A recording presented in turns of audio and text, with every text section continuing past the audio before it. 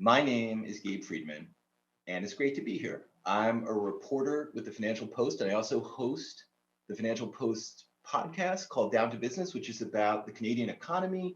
We have lots of great interviews with Canadian CEOs and businesses. Check it out. Check out the Financial Post for all your analysis on the Canadian economy and business sector. Today's first panel deals with a trend we're seeing in recent research, and that is there's a dramatic decline in the representation of women in the pipeline to senior management roles. So here to discuss what action needs to be taken are four business leaders from high growth sectors in Canada, and here to introduce them is our moderator, Robin Guy. He's the Vice President and Deputy Leader of Government Relations at the Canadian Chamber of Commerce. Robin, over to you. Thanks, Gabe. As mentioned, my name is Robin Guy. I'm the Vice President and Deputy Leader of Government Relations at the Canadian Chamber of Commerce. During the pandemic, women left the workforce in significantly greater numbers than men. Women accounted for 63% of the 1 million jobs lost as of March 2020, and 7% of the losses by workers aged 25 to 54. In the post-COVID era, the need to devote greater focus to women's presence and achievements in the corporate sector has never been more pressing. Plain and simple, more women thriving in all sectors of the economy will strengthen and grow the Canadian economy. This morning's panel will bring together business leaders, as Gabe mentioned, to discuss key actions that need to be taken to ensure women have full access and opportunity to thrive in these sectors. I'm pleased today to be joined by our panelists, Rachel Moore, Executive Vice President, Corporate Services, Ovintiv, Molara Awosedo, Director, Diversity, Equity and Inclusion, Greater Toronto Airports Authority, Kimberly Doran, Vice President, Practice Lead, Geotechnical Engineering Services, Canada, SNC-Lavalin, and Tim Coldwell, President, Chandos Construction. To kick things off, I'll ask our panelists to introduce themselves, their roles, and a bit about their companies that they represent. Maybe Rachel, I'll start with you. Thanks very much, Robin. My name is, as they said, Rachel Moore. I am the Executive Vice President of Corporate Services at Ovintiv. People may be more familiar with Ovintiv when we were called Encana, which was a number of years ago. So we are an oil and gas company with a headquarters in Denver, but also in Calgary and Houston. And so we do oil and gas exploration and production. And I've been with the organization for about 8 years, and this is a topic that we are keenly interested in at Ovintiv.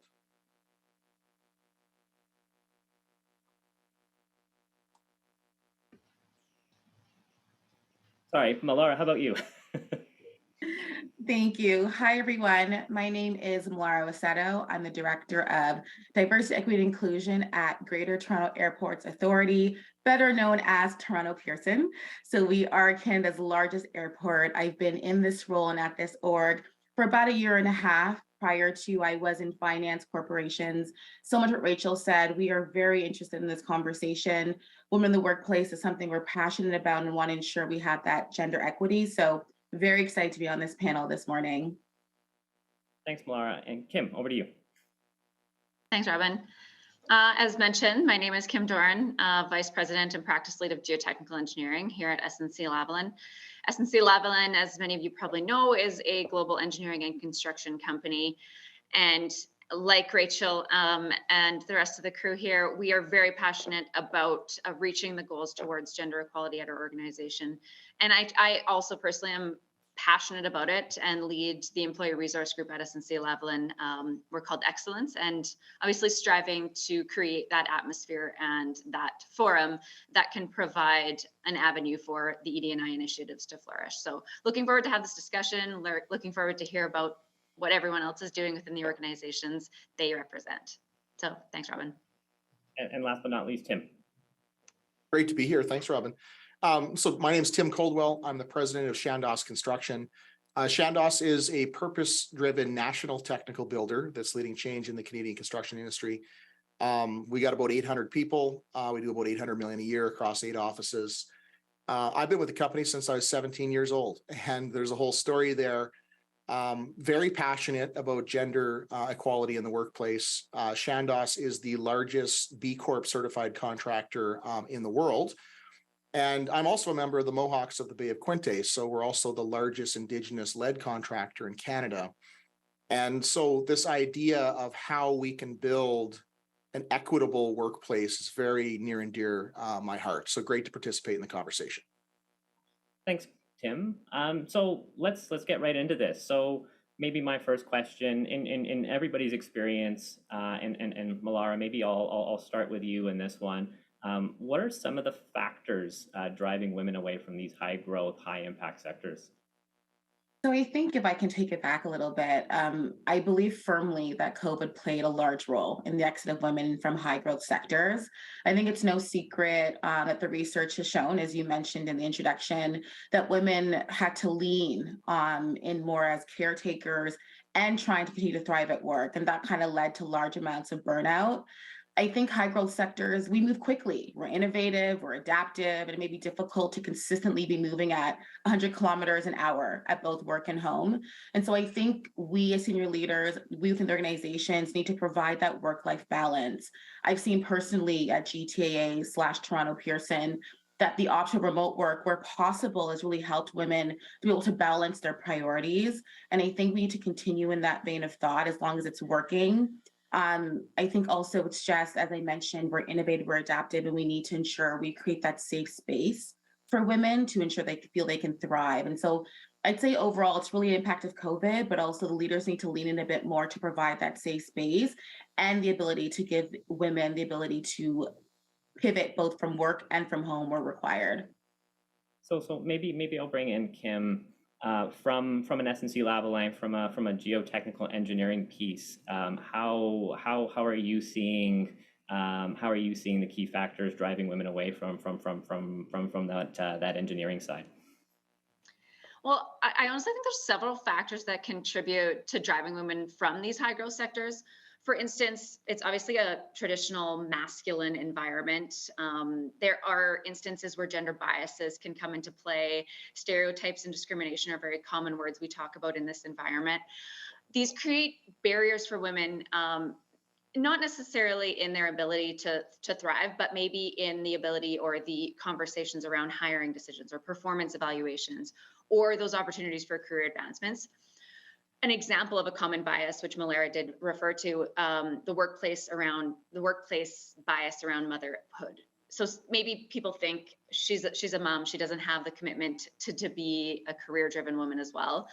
So as a result of this, women typically are held to maybe higher standards versus men, where men are given a certain opportunity based on their potential, where women really have to kind of work towards achieving that. So when you combine all of these factors, it does make it hard for women to succeed. And as a result, they're maybe discouraged from pursuing that career just as what they see in the industry and what they experience within their peer groups as well. So I think that really tends to drive people away is the discouragement around these factors. Yeah, and Rachel, maybe I'll try and bring you in this one. I mean, the oil and gas side of things may not necessarily may be very similar to kind of what Kim's talking about as well. So maybe I'll let you chime in here as well. Yeah, I mean, certainly there's about 32% of women who are in technical in engineering roles for us. And so what we do find, we've tended to draw people into more, I would say, the commercial side of our business as maybe the operational side of our business. One of the things we've really been trying to focus on is helping women see themselves in spaces like the actual day-to-day operations in the field. We have struggled at times to be able to attract women into that. And one thing that's really interesting is that, people tend to join those careers quite early in their lives.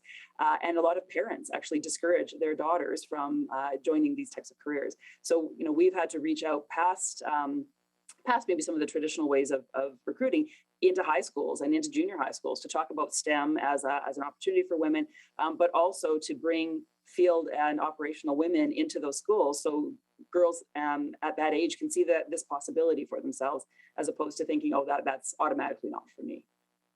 And Tim, so construction industry, is it same as what we're hearing? Yeah, I would tell you. Sorry, is it Kim or Tim? Pardon me. Tim. Sorry, it's all good. Yeah, I would agree with the comments that have been made. I think there's certainly in the construction industry a perception it's dirty, it's cold, it's hard. There is some truth to that. I really appreciate the comments around early childhood education, encouraging career paths that head towards construction. Elementary age children form opinions about the jobs they want to pursue when they're that age. And I think our industry has failed by focusing too much on high school and junior high. So I think there's a huge opportunity there. But frankly, in terms of advancement in the organization and why we have some challenges in the construction industry, there's still a lot of frat boy behavior that goes on in the industry and nonsense that goes on. And I got to give some credit and some props to the energy sector. That sort of behavior just cannot occur, and senior leaders have got to stomp on it. And so I see that with the large construction and engineering firms. The reality is that 70% of the businesses in the construction industry are small and medium enterprises. So that leadership from the top and a willingness to stomp on bad behavior is not consistent in the industry. And that's one of the main challenges in my view. So Tim, maybe sticking with that, what can we do to better kind of address and make progress to achieving that? I know you mentioned obviously having these conversations earlier, but maybe I'll kind of point out you and I are the two men in this conversation. Maybe how can men better be allies in this situation as well? Yeah, so I'll start with the allyship conversation. I just think about my career and the mentors that I've had and the mentorship that I've had over the years. Much of that occurs out of the office. It's in the casual conversation. Let's go to the hockey game. Let's go to the golf tournament. Let's go fishing. Like it's those sorts of things. And so one of the things that we've really focused on with our leaders in our organization is to be thoughtful about that. And when you go for lunch, don't just grab a bunch of the boys. Be thoughtful about who's going for lunch and who you invite to be part of those circles. So I think you just have to be hyper aware to the unconscious bias that's there. Getting back to how can the industry address some of the challenges, I just come back to it. Bad behavior has to have zero tolerance. And I don't care how strong a performer the individual is, you got to root that out. And you have to have the courage to do that in an organization. And Kim, we'll go from Tim to Kim. What from an engineering side, maybe what are the challenges there? I know again it's getting those involved, but when they are involved, how do we ensure that they're staying involved, and from that part, how are we making sure that they're elevated once they're in that corporate culture? Well, and I think from an engineering perspective, progress is being made. Like we are seeing the numbers rise in increasing the women representation and overcoming those challenges by implementing the things that our organizations are doing, right? And going back again, and I know we've said this, but young girls aren't always encouraged to pursue these careers. So, overcoming those societal norms in terms of, women are the caregivers, women are the educational and healthcare workers, and taking it away, not taking it away from the men in those high growth sectors, but elevating the women in those roles within those organizations. And actually, a statistic which is somewhat represented in engineering firms as well is as we grow our careers, 25% people coming out of the educational institutions continue up into our organization. And currently in senior roles within our organization, we have around 25%. 33% of our organization now is represented by women in the organization. So that's where I'm saying progress is being made. We are seeing the rate of people coming out of those educational institutions being at that 25%, where we're managing to maintain those. So I think it's important that we do put things into place, because it is difficult to see the progression of women within careers if we're not having the representation, right? So we really do need to be tactful and thoughtful on how we are retaining the people within the organization. So it's important that we take responsibility for those actions within our organizations. And I think we will see it strive to balance that in our organizations, and really see the purpose and the collective organization and the collective environment around all of those people contributing to the success within our organization. So it's really about creating those diverse and inclusive environments that allow us to strive within it, and then show the representation makes a difference in continuing within those high growth sectors. And Rachel, so maybe moving on again to your sector there. What you know, I know you kind of talked a little bit about the current state of play, but what are the challenges? How can we start addressing these to achieve that gender parity, especially in the oil and gas sector? Yeah, I mean, it's interesting. Our organization, I would say we're 50% of our executives are women and 50% are men. And we still have to, actively challenge our own biases around, practices and policies that we might have in place. And I'll give a relatively simple example, but, we have a small number of people who can be given like an extra long-term incentive grant, for very high potential people. And we were in a meeting, and there's only so many of them you can give out. And someone says, well, how about Sally? She's awesome. And someone says, oh, but she's going on mat leave. We don't want to waste a grant on someone who may or may not come back into the organization. And we had to sit as a team and say, no, like that's exactly the kind of things we need to root out, which is we've made an assumption that she may or may not come back. But the idea is that she's not maybe going to want to come back if we haven't done the same things or haven't used all the tools at our disposal. So, in that case, I know we did give that type of a grant. The individual came back, and one of the things she said is, I wondered, is it time for me to maybe leave the workforce for a while? But I thought, oh no, they see so much in me. They see this potential in me. I want to go back and see what I can do with that for my career. And Molara, I'll say on the transportation side, and I mean, obviously you've got fantastic leadership with Deborah at GTAA. You can look across the country as well with Tamara Vrooman over at YVR. Maybe from a transportation sector, an aviation sector, what are you seeing in terms of gender equity in the corporate pipeline? Yeah, you hit the nail on the head there. We've been really intentional in ensuring that we're trying to achieve that gender parity. So like you mentioned, Deborah is a phenomenal woman CEO of Toronto Pearson. I think the other things we've done as well is to just create stronger programming. So Rachel, Tim, Kim, everyone kind of touched on it. Really having that strong leadership support. I think what women are looking for in the workplace are, where's my career going to go and where can it go? And will I be supported along the way? And so what we've done is we've done program, whether it's mentorship, sponsorship. We've also incorporated a lot of unconscious and leadership training so that our leaders understand what it means to be that ally, what it means to have folks that represent not only, your peers who but also the community in which you work and live. I think Tim mentioned the behaviors as well. And so ensuring that have a zero tolerance policy of bad behavior, and that we really do thrive when our communities and our organizations are diverse. And so I think from a woman's standpoint, it's just also ensuring they have that support to lead the lives and careers that they know they can and want to, and not feel that they can't be their authentic selves. Like Rachel mentioned, going on mat leave shouldn't be a deterrent, right, to come back to the org and thrive. And so having those conversations, letting them know, no, we support you, both family planning and professional planning, and just being that really strong ally as they continue to grow in their careers.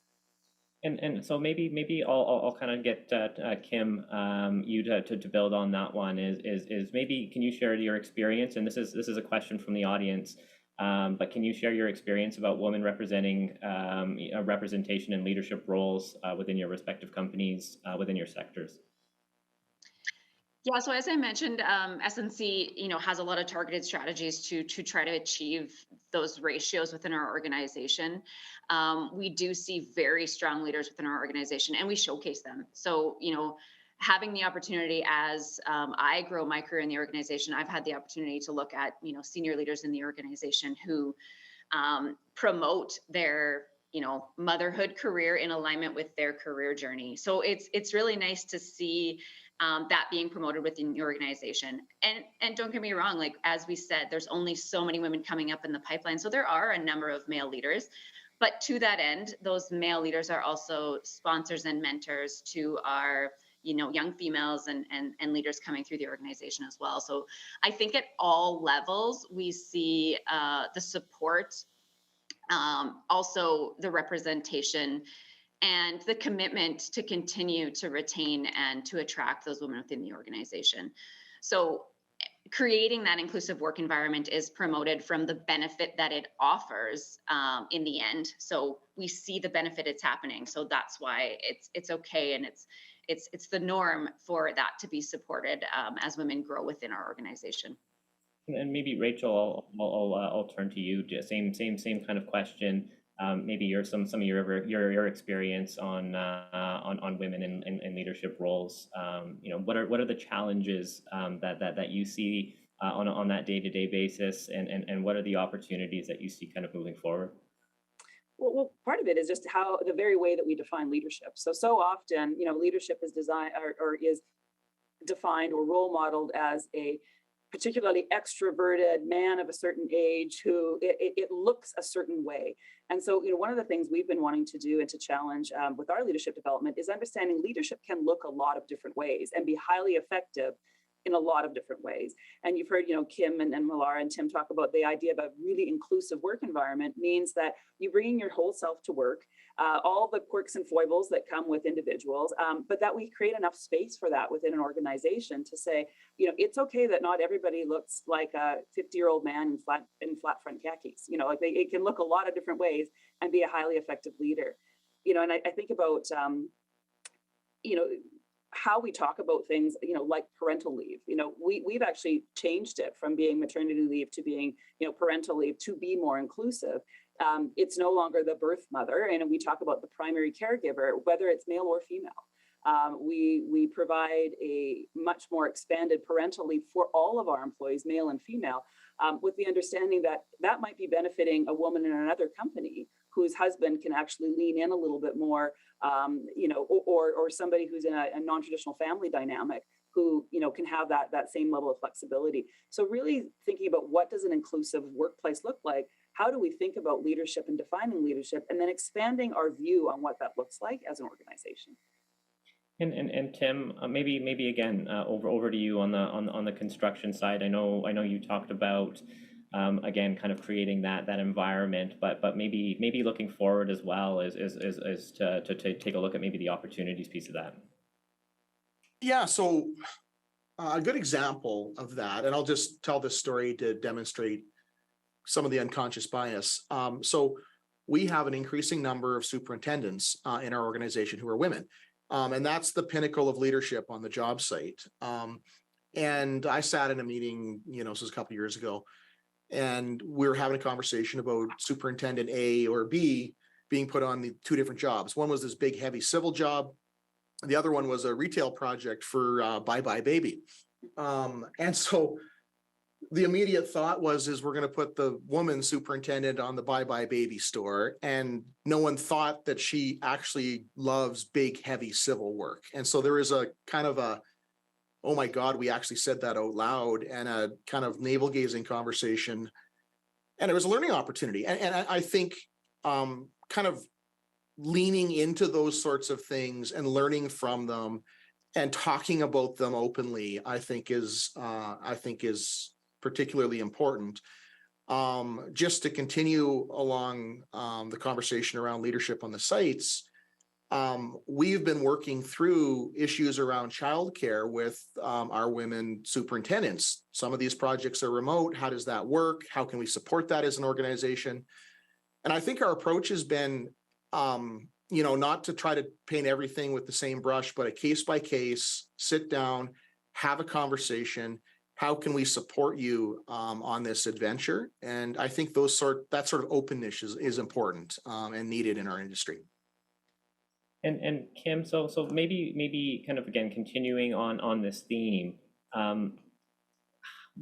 what measures are you seeing that companies and we can use SNC as the example. We can look to other companies that you deal with, but maybe what are you seeing being done to broaden the pool of women to promote women into senior leadership positions? So as a whole, SNC-Lavalin obviously promotes the overall ED&I initiative. So it's about, differences in abilities, language, culture, age, other forms of diversity. But as we all know, statistics around women is an easy thing to measure. And to be honest, SNC, as I mentioned before, has been achieving their targets as we roll through the various years and the targets that were put into place. So the targeted strategies, I would say, in general, are removing barriers at all levels within the organization. So it's about how are we attracting women into our organization, and then also how are we retaining them within the organization. And in addition, it's broadening the talent pipeline in underrepresented groups. So, we're reaching out at the university level and bringing those people in, making sure we're considering all of those applicants that are coming in with a diverse background, and obviously women being one of those underrepresented groups. And then just creating that inclusive work environment. So as Rachel had mentioned, recognizing that we're not all contributing in the same way, we're not all the same leaders, and recognizing and supporting the advancement and retention of women in that diverse nature. As I mentioned, our ED&I program does set representation in terms of our targets, and we have managed to achieve that. But as an organization, we want to strive to excel and go beyond those kind of industry targets. So, we have mentorship programs put into place so that we try to, ensure that we're focusing on key talent and growth potential within our organization in underrepresented groups. Also, an overall education to the whole organization, whether that be allies, male, female, the diverse group, just recognizing and promoting a culture of respect around, what diversity looks like and how it can benefit the organization. In terms of facilitating programs, we have various different leadership development programs in place, as I mentioned, mentoring opportunities. But really what we want to do is promote it from a day-to-day basis. It's not about the activity we take on, International Women's Day, or it's not the activity we take on Women's History Month. It's about promoting it on a day-to-day basis and making sure the entirety of our groups understand what it means to be inclusive, as well as what that inclusive and diverse workforce will create in terms of a benefit for the organization. And Rachel, maybe I'll ask the same question to you, and maybe I'll add a kind of a piece that's coming from our audience on the immigration side. So again, how are you guys working to broaden the pool of women to promote into those senior leadership positions? And so again, broadening that one out to not only just women, but also kind of the new Canadians, immigrants. I mean, one of the challenges it's a good challenge to have, but one of the challenges we have at Ovintiv is a relatively low turnover. And so one of the things that creates is, that which we have for a long time. So one of the things we are looking at is going out to, non-traditional places to recruit, going out to historically Black colleges and universities, for example, going out to, community colleges that might be more heavily weighted to newer Canadians to take on roles. And I mean, traditionally, there has been, I think Tim mentioned, a little bit about, frat boy, but a more an allegiance to that which was. It's like, oh, well, I'm going to hire from the university I came from. I know the profs there, and they'll give me good ones that look, relatively similar to how I look in terms of experiences, et cetera. So we've had to really, challenge that and say, okay, what does it look like to go to your local community college and really reach deeply into the pool of very, very talented people to look at something different? And so we're certainly doing that.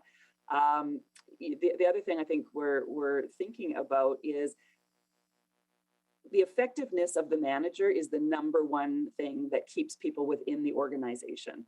And so you need to have, highly effective managers who know how to manage diversity and know how to create space for that.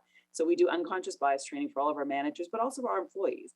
And we take a look at, from a human resources point of view, are there any structural things that are going on that we're not aware of? when we take a look at succession planning, compensation, we do a gender equity, compensation audit every 2 years to say, is there anything here that might be explained by some unconscious biases that we actually just need to take a look at? It is work to do that, but it's good work to do that. And Molara, I'll also ask the same question to you. I know you're in the kind of the Mississauga. I'm gonna call it Peel because I was a good Brampton boy back way back when. So I know it's a piece that is in the forefront of what you live and see every day as well. So again, same question. How is GTAA broadening the pool of women to promote to senior leadership positions? Well, I was also a Brampton lady, so good to know. But on that, we had to take a really good look internally, and we focused on data. We had to look at what does our org look like and where are our gaps. And so that was a very huge undertaking, but gave us the necessary measures we need to make change. I'd say similarly to Rachel, we're also undergoing a pay equity exercise. Are we paying everyone at the same levels they should be paid? Also, we're focused on recruitment, and our largest group of employees are in the airport on the front line, and typically there it is male dominated. And so we're starting younger. So I think Tim mentioned we're going to junior high, we're going to the high schools, we're going to first year university students, because I think, when I came on board, I came from finance. I mentioned I had no clue how many roles were available at the airport, but there are so many roles that people don't know about. And so I think it's up to us to extend that knowledge to the up and comers so they can see your career doesn't have to be linear. There are so many options you could take. And I'd say lastly, it goes back to being intentional and having that training internally. I think a lot of the work we've done is kind of upskilled and equipped our leaders to have the diverse language, have that diverse thought, understand the importance of why diversity matters. I like to say, DEI is a marathon, it's not a sprint. And so we take these really intentional, impactful steps to ensure that we're making a community and an organization that reflects the airport that we serve. And so I'd say it's really focused on that recruitment piece, that education piece, creating that safe space, and then making sure we have the data to back up the programs that we're implementing on a day-to-day. And Tim, maybe building on the safe space piece and tying this into a question we've received from the audience, is how can women advocate for themselves without self-limiting their career advancement? Yeah, so I'm gonna, before I answer that question, I'm just also mention the construction industry in Canada has 1.5 million people working in it right now, and the latest forecast has 700,000 of those folks retiring by the year 2028. And at the same time, demand for construction services will double or triple over that same time period. Where I'm going with this is that our industry will be radically different. It will look radically different inside of 10 years.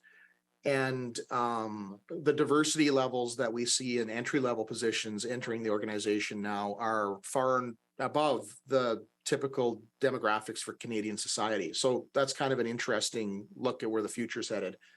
The trick is to keep people in this industry long-term and not lose them. And so I think there's a conversation there that comes back to the frat boy antics and just having no tolerance for that, as well as having policies that, keep people long term. But in terms of how women can advocate for themselves, I think the best way I'd come at it, like on one hand, I'd say, you don't be shy, just ask for the promotion would be one thing. But I think at the same time, we need to have the conversation around unconscious bias, and we talk about. Men will come and knock on the door and say, I want the promotion and I'm ready. And they're about 80% ready at best. And women will wait till they're like 100% ready. And that is a thing that you have to be aware of as a manager. And I think where that takes you is you keep that in mind and you go and you tap people on the shoulder and you say, we want to have a conversation about where this could go in the future. And I think that's a really important behavior to have in the workplace.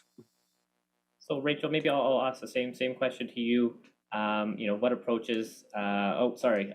Is how can we mitigate some of these issues?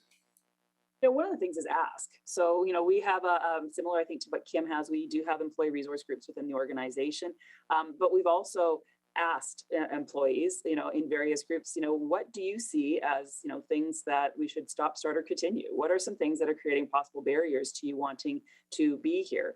One of the reasons we made some dramatic changes to our family leave policy and our family forming benefits is we heard that from employees. We heard that one of the things that some of our mid-career women were struggling with was the formation of families. So, we said, like, how do we make that easier for people? We enhance things like surrogacy benefits. We enhance things like adoption benefits. We think about what the day-to-day experience is like and how do we provide flexibility. We were different than many organizations, is that we were not remote during the pandemic. For the most part, we were in the office, but we did have to talk about then what does flexibility look like in order to make it possible for you to do your work. And it might look different than being remote, but it does still need to be flexible. So we actually asked people, and we can't give everybody everything they want, but in doing so, we actually learned a lot about the organization. We then collated a lot of information and had that presented to the executive for people to say, this is my experience here. This is my lived experience here. And for us to be able to say, okay, so what would it take to change some of those experiences people are having to enhance it, to make it better? We've certainly done a lot of work in that space too. And a simple example, but people are, senior engineers in the field, and we're talking to them and they're like, the fire retardant clothing is the worst. Like, I don't know who's making these things, but they're not designed for women. They're terrible, they're uncomfortable, etc. So we took the time to go and source, new PPE and protective clothing, many from female designed and owned businesses that actually met the day-to-day needs of people who were doing that work. And it's a simple thing, but I can't believe we hadn't thought about it earlier. Right? Oh, absolutely. And Kim, maybe I'll turn to you next. Same question. Same question. And again, adding the other piece of what can we make sure, what can we do to make sure that we're not losing that next generation of leaders. No, thanks, Robin. So I previously mentioned this, and we talk about diversity and inclusion, and having training programs for employees, and going to Rachel's point, and what I'm very passionate about within our organization is having those avenues to do that, right? Whether that's through employee resource groups offering those trainings, or the employee resource groups offering an opportunity for their concerns or those changes to be made within the organization, and just promoting that to be able to withstand a diverse work environment. And I also mentioned this previously as well, but I think it's very important, is we need to just continue to highlight the achievements and successes that we're seeing within the organization in promoting women and fostering women's growth, but also just have those leaders to tell their story. Also, in terms of mitigating the risk of losing that next generation, obviously COVID did something well for hybrid work environments, such as work from home policies, being very flexible about hours, maybe even part-time opportunities in some instances, but also recognizing the alternative to that, because women tend to be the ones who are caregivers and working from home more, and maybe that loses the opportunity for them to be in the office and have those visibility opportunities. So I think it's important recognizing both sides of things, as giving women those opportunities, but making sure we're not withholding them from those opportunities in putting those policies into place. And I guess just finally, as a society, we just need to increase the efforts in supporting women to pursue their careers in the STEM fields, so in science, technology, engineering, and mathematics. So going back to let's get into the elementary schools, let's get into the high schools, and be present in the universities as well, to promote women to continue in careers within the engineering fields. And Molara, same question to you. Yeah, I would say for us at GTA, we've really focused on talent review and talent development. I think for us, we've done a full assessment. We're currently still undergoing it of our entire org. And I think what that's going to help us do to kind of mitigate some risk factors is identifying talents that you have. I think a lot of folks don't know how interchangeable their skills actually are, and that you can be in one department today in a different department the next day. And I think we're trying to help folks, and women in particular, understand that, I think Tim mentioned, you don't need to really meet 100% of the resume or the job description, but 70 to 80 is a good place to be because you're going to grow in the role. And so having those conversations, ensuring that people understand that we're here to support your development and growth by identifying your talent has really helped us to mitigate some risk in terms of retention and ensuring that folks are happy to be at GTA, but also see their careers flourishing. Thank you. Well, I think that's a great note to end on. To all of you, thank you so much for joining us today. We really appreciate your thoughts and for sharing your experiences. Just a quick reminder, as part of the audience, you can be part of the conversation today as well by sharing your thoughts on social media using the hashtags CCC Women in Business or Femmes en Affaires CCC. We've got a couple of conversations before lunch, so don't go anywhere. First up, we've got a one-on-one conversation with Penny Wise, President and Managing Director of 3M Canada and co-chair of the Canadian Chamber's Council for Women's Advocacy.